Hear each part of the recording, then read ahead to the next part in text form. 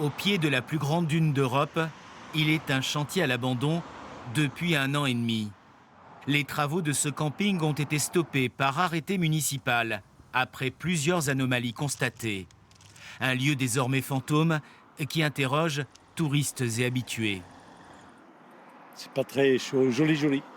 Pour les yeux, c'est pas agréable, hein. Ah là oui, à l'heure actuelle, oui, c'est vrai que c'est moche. À l'heure actuelle, mais une fois habité, avec des arbres replantés, avec une jolie végétation, faut voir. Je comprends pas qu'ils aient le droit de faire un camping avec des murs comme ça. À bord entre les arbres et l'océan. Bon. Construction à étages, en béton plutôt qu'en bois, murs de soutènement à tout va et parking en dur, voilà ce qui est reproché.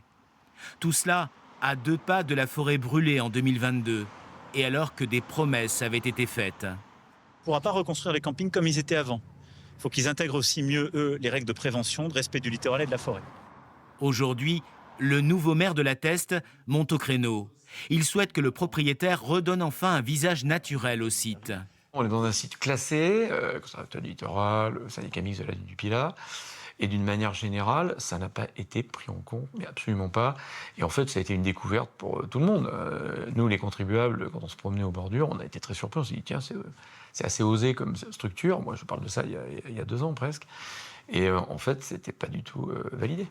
Une procédure de mise en demeure a été lancée, avant d'être suspendue temporairement jusqu'à une réunion entre les parties courant septembre. Car le propriétaire veut se justifier.